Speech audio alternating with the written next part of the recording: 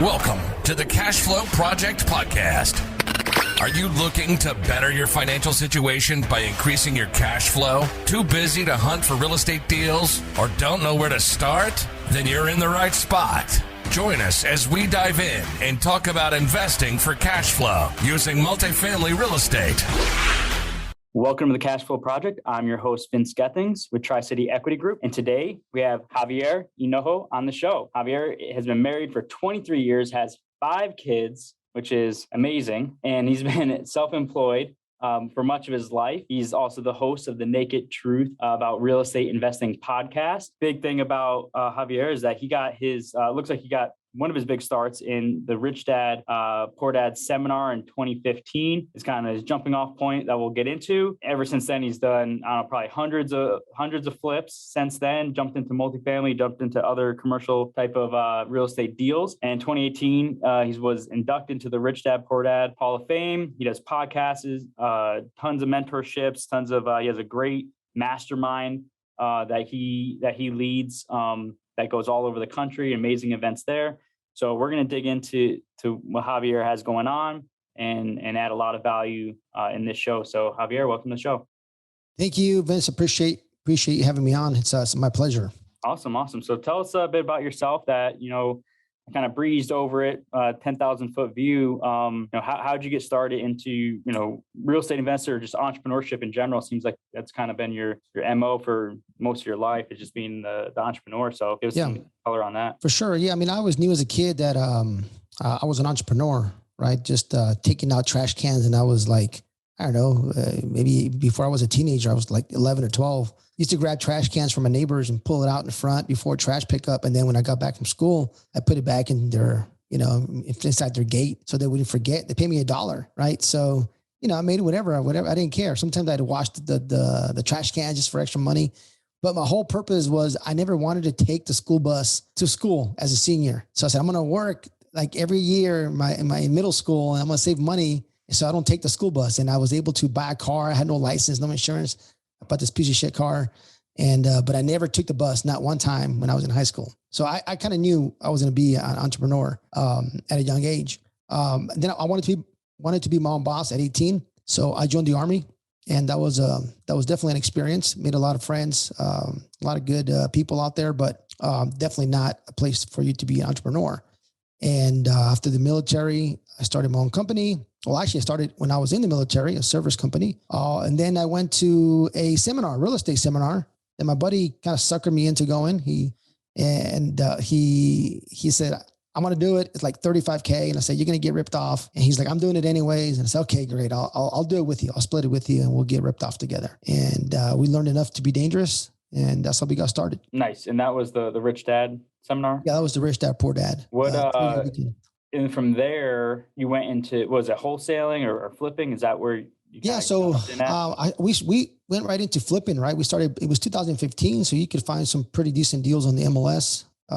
It's kind of reverse engineering it. We set a system up. If certain prices for certain houses came up in a certain neighborhood at this price, we get alert. And during like our first 2 weeks of our first course, like was basically the fundamentals of real estate, we got our first contract the first couple of weeks, halfway through the program, like the first initial lesson. We got a property under contract right off the MLS and we started flipping first. And then after a while, got a little tighter from the MLS. We started wholesaling. Well, I did. And picking up houses that way as well. Okay. And then, so that was 2015 to when?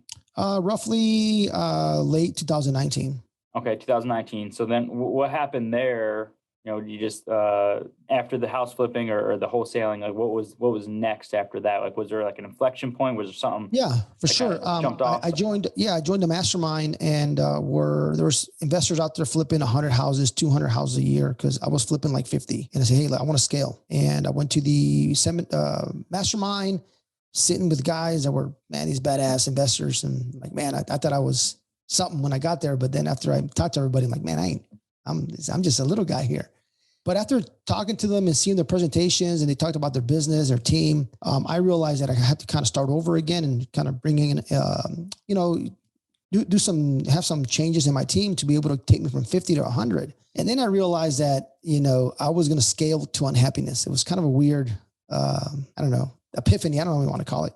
But I felt like, you know what? I don't want to flip houses. I'm going to scale to unhappiness. It was a lot of work at 50. If I got to start all over again, I might as well go bigger. And I said, I'm going to buy apartment buildings. I don't know how, but I'm going to buy some apartment buildings.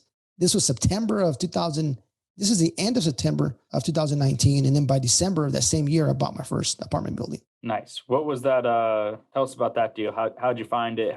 Bit about the numbers? How'd you finance it? Yeah. One of the biggest things in whatever part of job that you want to do, whatever industry you want to get into, you want to network with like-minded people, right? So I had gone to some networking events, and I found out that one of the guys at the event had just got an apartment building under contract. And I said, hey, how can I get involved? What do you need me to do? I'll go and help you be boots on the ground. I'll help you with some estimates, whatever it is you need me to do. I'll help you raise some capital. I'll bring capital to the project. And that's how I got started on my very first project. I partnered up and I did whatever I could just to be part of the deal and learn the process. So you figured out where you can bring value to the table. And I think that's a big one that people always come to me and they're like, oh, I want to be involved and all this stuff. And it's kind of like a hard, not to be a brash question, but I just ask them like, what value are you bringing to the table? It's like, you can't just ask your way onto a team. You have to bring value. You have to bring some kind of equitable value. Like you said, the boots on the ground, yep. Maybe take the construction lead hat for, going getting estimates and putting together the construction plan or something like that, or being the KP or the net worth or something like that, signer. But you need to bring in some value to the table. And I think a lot of people are just, I don't know, they can't get over that point of just, how do I bring value to a team and doing their kind of whatever it takes to get into that first deal, to get their their foot in the door. For sure. And, and some people think that it's definitely it's challenging. It does take work, but there's always a way to do it, right? Either to find a project, being able to sign a loan, being boots on the ground. There's always a way. If you got money, you don't got money. If you got credit, if you don't got credit, if you can raise money or you can't raise money, right? There's always a way to get in. So just got to get out there and do the work. And maybe at the beginning, you might not get a big piece of the pie, but the knowledge and just going through the process is definitely worth, whatever time, energy, and money you're going to spend. Yeah. Especially on just due diligence. Like if you go through due diligence through closing on a, multifamily assets, $2 million, like that's like a, bachelor's degree right there and experience, just especially if it's like a syndication or something, a little more complicated like that. Like you're going to get so much information that, you're going to have to read, 100 books to make up for that one transaction. If you're, close to the fray there on that first deal, even if you're only getting, a couple points of the GP on the first one, the education piece is going to be huge. So that was, where was that deal at? It was in right outside of Charleston, South Carolina. Oh, nice. Still have it, or you all sold it? We just refinanced late last year. Nice. Pulled some money out when something else. Yeah, pulled some money out. We had it for about less than 2 years. We pulled out about 90% we paid investors back about 90%, and we should be paying them all 100% here in the next couple of months, and then we'll just keep it long-term. Nice. Do you have any, all right, I was gonna say if you have any like hurdles as like the splits change after that, but I think it might be a little bit too deep for this call. So what's next now? So you did that first deal. And then 2020, we're like, all right, I can do this. I learned the process. Let's go jump on it. And we got a couple of contracts in January, February, and then COVID hit. And like, there was like a pause for like 60 days on bridge loans, for especially distressed properties. And so that was like, okay, let's go. And then we got a little bit, we lost our momentum. But right after the spring and in the summer of 2020, we started closing. Right? We closed on a 72 unit, 206 unit, 123 unit, 116 unit. We just like within the next 6 months, we ended up closing, 500-600 doors, pretty quickly, right? Because we were still buying. Everybody's a little nervous, but we just wanted to buy at a great discount. So we were buying these first properties. They were very distressed, 50% occupied, Class C properties in a probably C+, B- area, like a working class area, but we were getting these at a really good discount, and but they were distressed. Nice. Yeah, we were kind of in that same boat. We had, early 21 or early 2020, we had a 48 unit that we were supposed to close in like March of 2020, like right when like the shit hit the fan. And then I think we had another one under contract. And then like, we're looking at, what our mentors are doing, what our peers are doing. And like people are dropping contracts left and right and canceling contracts and giving up their EMDs, and, world was ending. And we're just like, I don't want to give up this deal. It's a really good deal. And we ended up, just going back and negotiating, like you said, just getting a discount. Like, hey, the world's crumbling right now. We should get a discount right now to continue the sale. And we were able to negotiate some pretty good deals on those first couple of deals in early 2020. Made a bunch of money for our investors. So yeah, we stuck it out and went through the fray, but that was good stuff. So that was all in 2020 or 2021? Yeah. So all the deals that we bought pretty much in 2020, I mean, right now we're either refinancing or selling already, which is pretty quick. And I mean, there's a couple of there that we're like totally crushing that we're just going to refinance, cash everybody out and just keep it long-term. So we just got so much, appreciation, so much equity there. Do you have any apprehension from your investors when, I guess that conversation of like, okay, hey, we want to hold this one long-term, we're going to do a refinance, we're going to cash everybody out. Here's your return to equity, but we're going to put some long-term debt on this. Is that harder with your investors or, or are they So we actually, we structured right from the beginning, right? We got such a good price on them that we knew that we were going to able to refinance and cash everybody out within 2 years and then just carry it long-term. Right. So, nice. Say, hey, you guys are going to make, around 10% on your money, 10%, say cash on cash, 8 to 10% on that. And then if there's refinance proceeds, you guys will get some more money. So you'll be around 20% plus on your return. Right. But if there's no cash out money, well, at least you're at 10. Right. But then long term, you got your money back really quick within a year and a half, 2 years. And then moving forward, it's more of an infinite return. Right. Somebody might have put $75K in a project and now they got their money back. Say they didn't get an extra $1, but now they're getting an extra $350 a month, $400 a month. It's not, life-changing money, but it's money that that you don't have any attachment to anymore. Plus a little bit of equity that you have in the project as well. Your net worth went up. And then when you do sell in 5 years or 10 years, you're going to get a nice chunk back. You're going to get 30, 35K, 40K.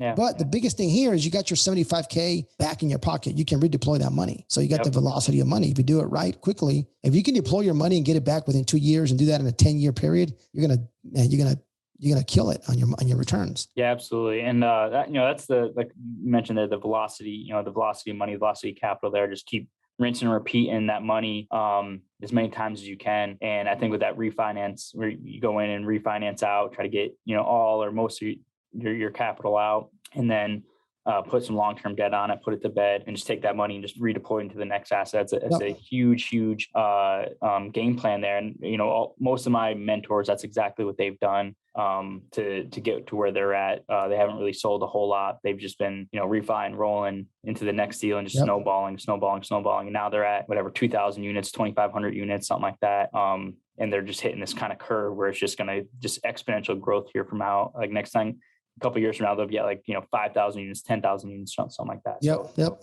Once you get the ball rolling, it's great for sure.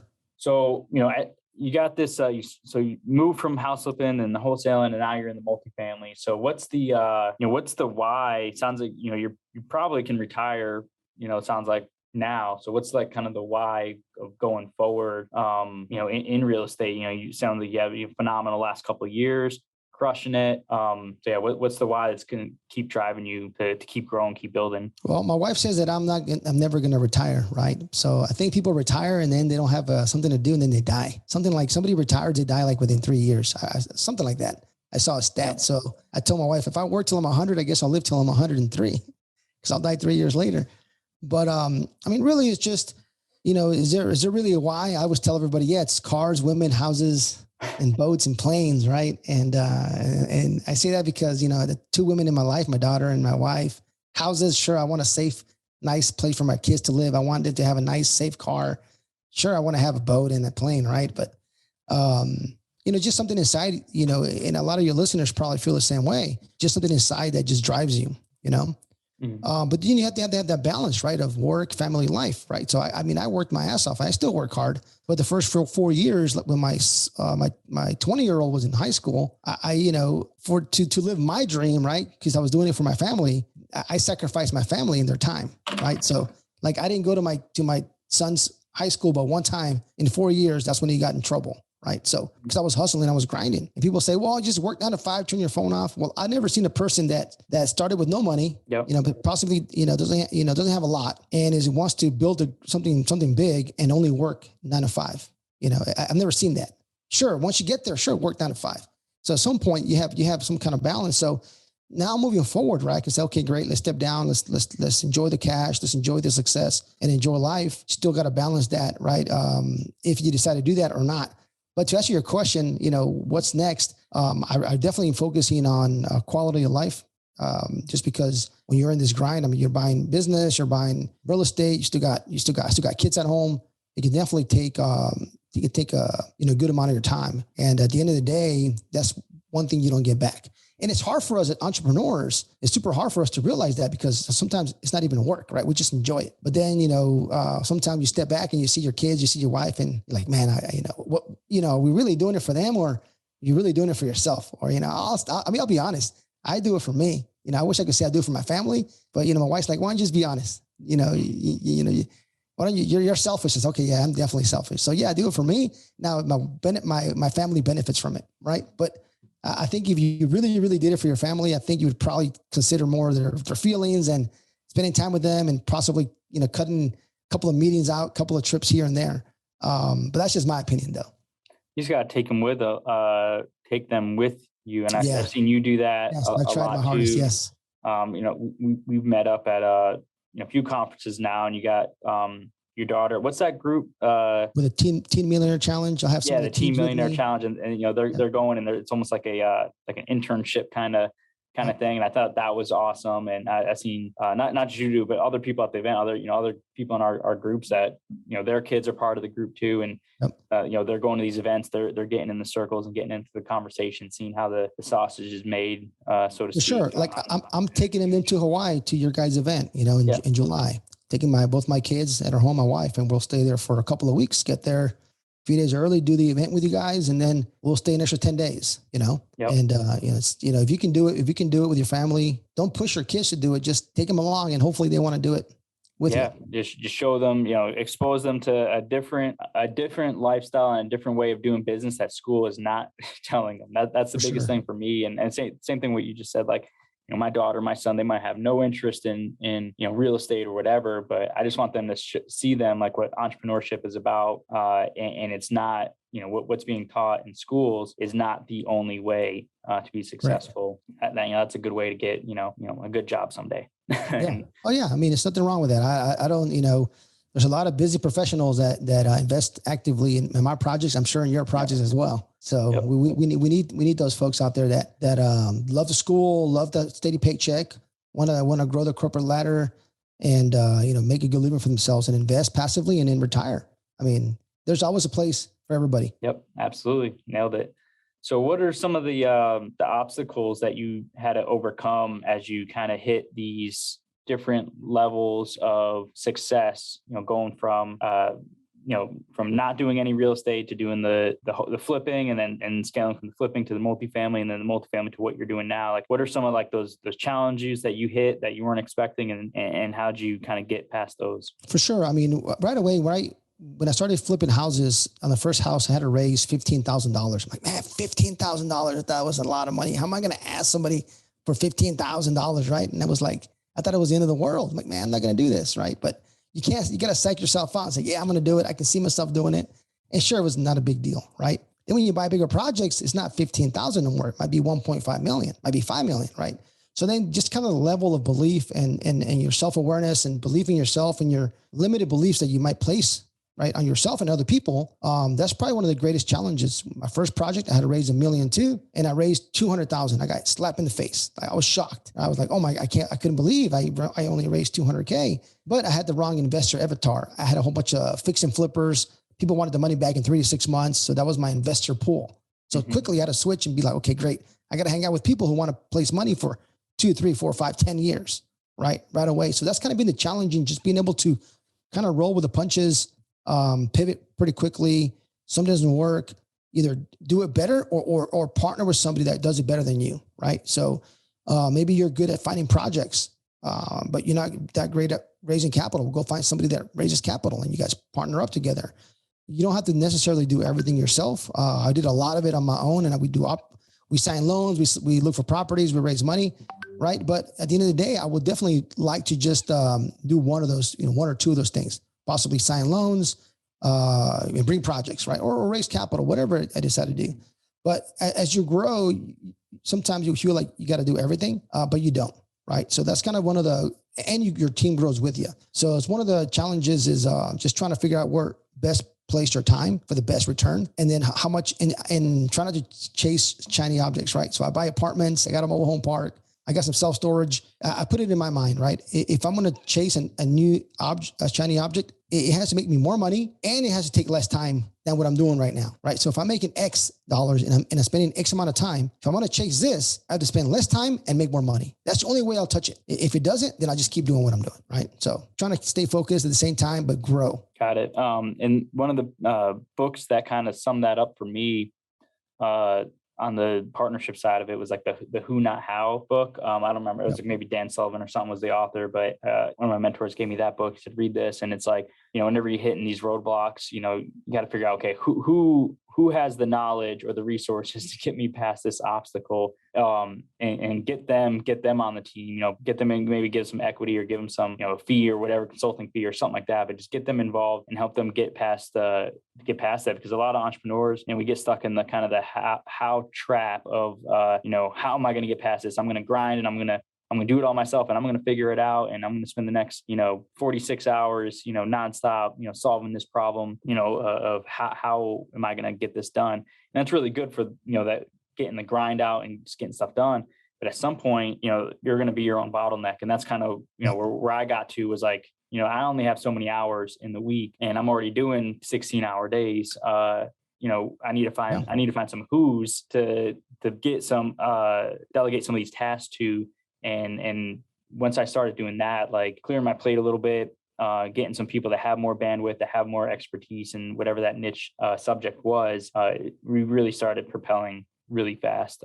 So that was something that was kind of pivotal for us to get past the obstacle was, focus on, okay, who do I need to bring on my team that can take this off my plate? That way I can maximize, like you said, the ROI of my time and money. So good stuff. For sure. What's one of the biggest mistakes you've made so far since you started getting down this road since, I guess, 2015? Well, I would say don't assume anything, right? Double check and triple check. I don't know if I can curse in your podcast, but there's you guys can bleep it out. There's a movie, probably in the early 90s with John Travolta. It's called Broken Arrow, and one of the bad guys does something and the other bad guy says, yeah, well, I assumed. And the head bad guy's like, well, assumption is the mother of all fuck ups, right? So don't assume anything. So probably my biggest mistake is just assuming that somebody took care of this or somebody checked this. Just never assume. Definitely I would say that was my biggest mistake. Just double check, triple check. What are you using, like any kind of software or anything like that to mitigate, things like that? Like, oh, I thought you did that, or like any kind of task management. Yeah. So what kind of things do you have for systems? Yeah. So just recently, about 90 days ago, I brought on a COO.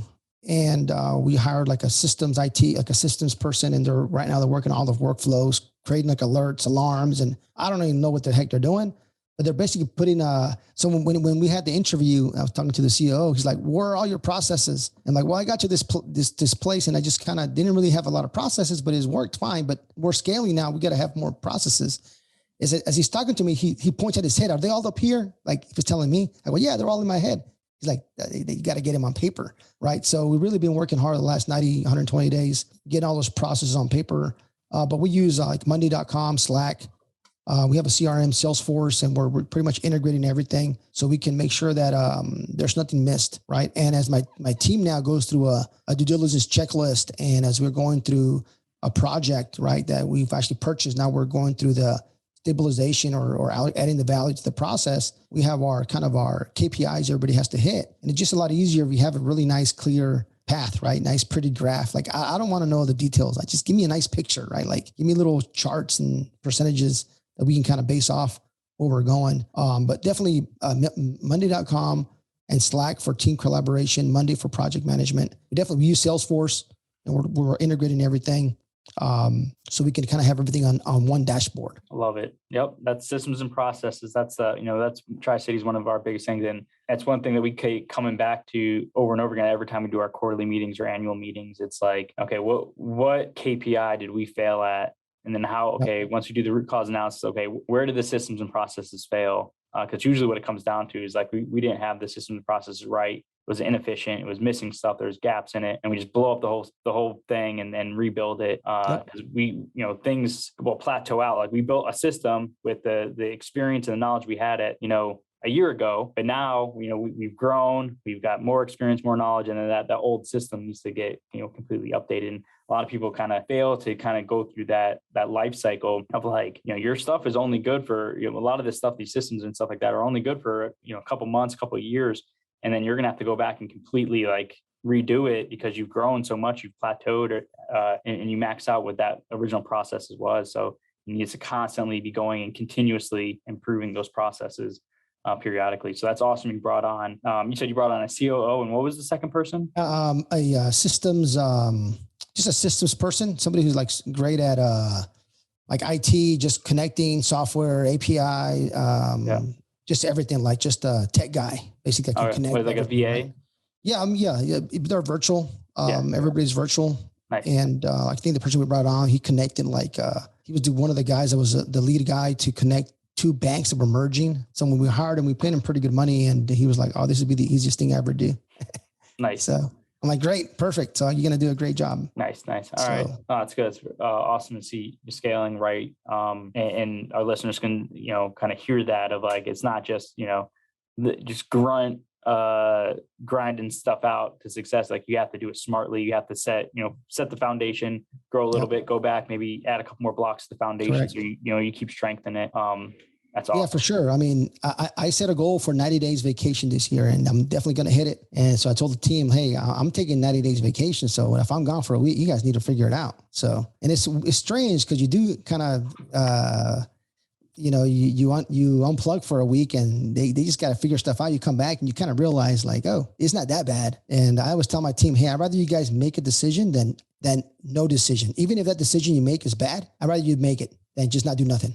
Right. And yeah, sure. I was gone actually last week, and they made a couple of bad decisions, but out of 200 decisions, it was a couple of bad ones. It's not bad. Right. It's just, hey, we should have probably done that. Okay, great. But it's not the end of the world, Yeah, absolutely. And you nailed it right on the head. Just, and I pretty much lived my whole military career like that, of just like, indecision is going to, kill the mission before anything else does. Like just choosing to do nothing is where it's like, at least if you make a wrong decision, we can spot it very quickly. And then like, okay, that's the wrong way to do it. Let's adapt, adjust, and go after it again. But if you just sit there and just freeze up and don't do anything, that's the stuff that kind of irked me the most. Right. Yep. I was like, just, if you make a decision, it's fine. If it's wrong, like we'll just move past it. It's the wrong way to make a light bulb. We figure it out, go again. All right. Nice. Love it. So what's next for you and your company and or companies? And so we're recording this. Actually, it's the first day of Q2 2022. So perfect day to ask, what's next for the rest of the quarter or the rest of the year. We should have started off by saying, hey, Vince and I, we're quitting real estate. We're just going to go and we're going back to work. We're going to go W-2. He's going back into the Air Force. I'm going back into the Army. It's April Fool's Day, man. Yeah, exactly. Right. Like I quit. Yeah, we're all quitting today, But somebody put that on my Instagram page, my staff did. I didn't even notice. I forgot it was April Fool's Day. And like somebody texted me, "You quitting real estate?" I'm like, what? Who said that? Oh, and then I realized it was April Fool's Day. But anyways, what's next? I would say, what am I working on? What's next for the rest of the year? Really just focusing on just our process and systems. If a project comes in, we'll jump on the project. Not chasing deals. Make sure we got a good project in the pipeline, buying some warehouses, right? Spending less time, making more money. Got some warehouses we're buying. Got a couple of businesses I'm buying in Oklahoma, some cannabis grow businesses that look very promising. Again, time for energy. I'm not going to spend too much time or energy, but the return will do great. But, at the same time, expanding, but not working extra. So it's very important that I have the right team and that my CEO knows exactly what we're doing. Because at the end of the day, he's the one who's going to be running the business. I'm just going to get, right? He's going to be inspecting. I'll be expecting, right? I expect results. He's going to be inspecting, make sure we get those results. And, just slowly grow on. If I don't buy anything for the rest of the year, I'm happy. But if I buy 10 projects, man, I'm ecstatic, but just not chasing something just because we got money to go chase it. I'd rather have just good projects than have a bad project, and time, energy that you put in a bad project it's the worst. It really is the worst. And I think that's a sentiment that I hear a lot of successful people, especially that were successful the last couple of years, echoing is they're not chasing deals right now in 2022. There's too many things going on in the market, too many variables to be chasing a mediocre deal at best. So a lot of people are just saying, they're still screening deals, they're still doing the reps as we call it, underwriting deals, but they're not going after just any deal right now. They're really choosing wisely what they're jumping into as we get into these uncharted waters of interest rates rising, and all this stuff. Yeah, inflation but the inventory is not going up. So like these weird economic forces of nobody really knows what's going to happen. So everybody's being very, very cautious right now. And it's something Tri-City is doing as well. Is just we're not just jumping into any deal like we were in 2020 with the value adds. We were pretty aggressive, and we ended up doing 6 deals, and we're gonna make a bunch of money on all those, but the market was just cranking going into 2021. So it's different landscape now. We're seeing it. The people that are the 9-10 figure guys, they're telling us what's up, what they're seeing at their levels, and we're just kind of hanging on to what they're doing and replicating at our level. So good stuff. So as we kind of wind this down, we get into the fire round here. I don't know if you have any last bit, topics you want to chat about or anything you want to plug.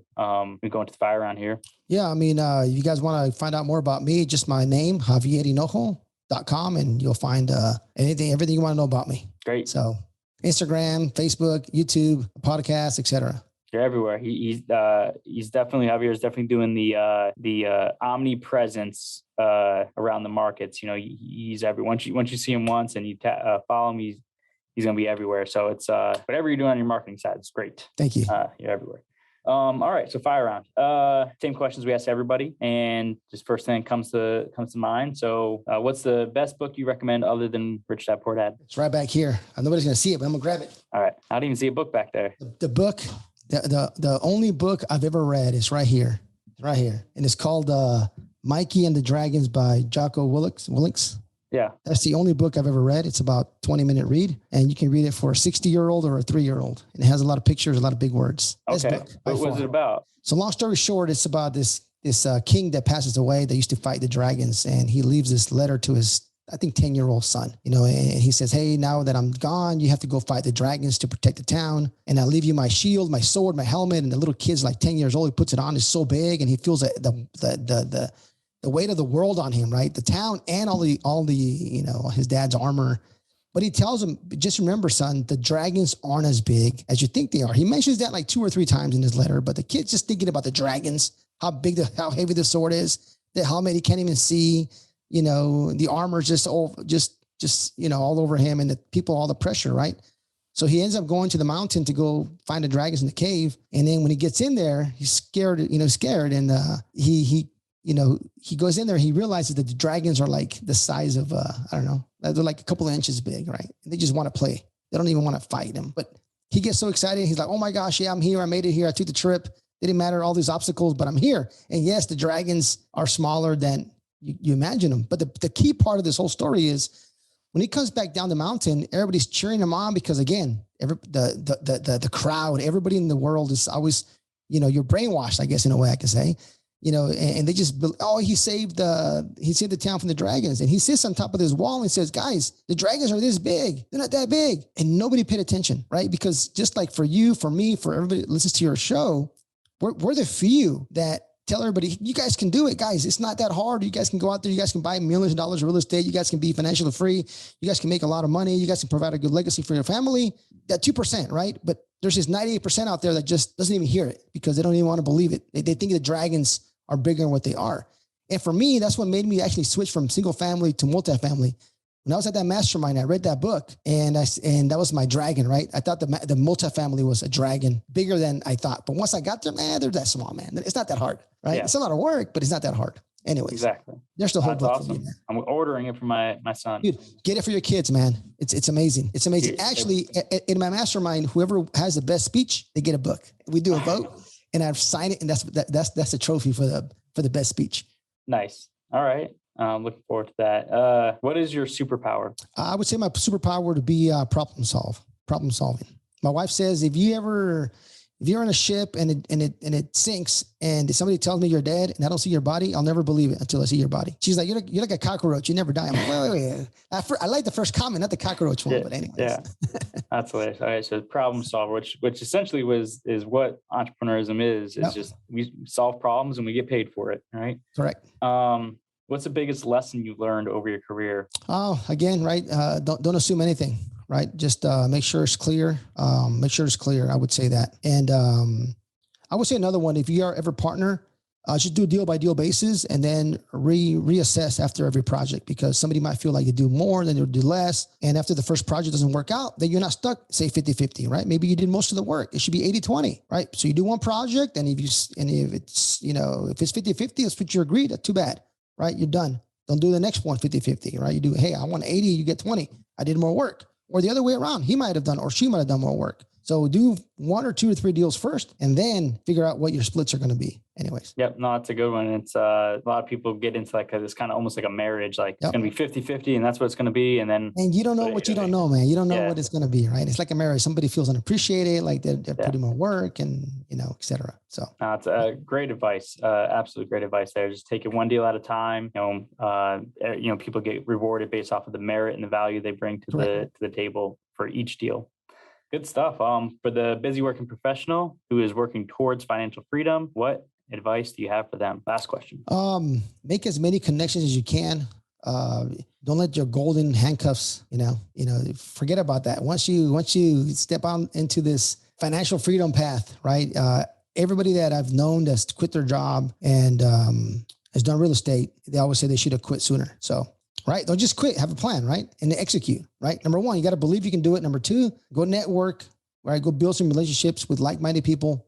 And number 3, take action. You'll get it done. Easy. Yep. And you'll get it done a lot faster than you possibly think. Yes, exactly. I did my first deal in my first multifamily in like 2019 and in 2021, I got out of the military. So it was that fast. I had a 10-year plan, right? Yeah. Now you have more time to get more projects, do other ventures. Yep. Absolutely. Well, it was a great show. Great having you on. Looking forward to the event down in Vegas and catching up with you at, we bump into each other all the time at conferences. So always great seeing you. And for any listeners here, how to get a hold of Javier, and then definitely check out his podcast. What was that? What was your podcast again? The Naked Truth About Real Estate Investing. Yep. That's it. And there's a rumor out there. It's a rumor out there. I do it in my underwear. I won't deny or confirm. Awesome. All right. Well, I have the blurred background on my screen for those listening. So even if I was, at least it'll be blurry. All right. All right. Well, thanks for coming on and, talk to you soon. Thanks, Vince. Appreciate it. My pleasure.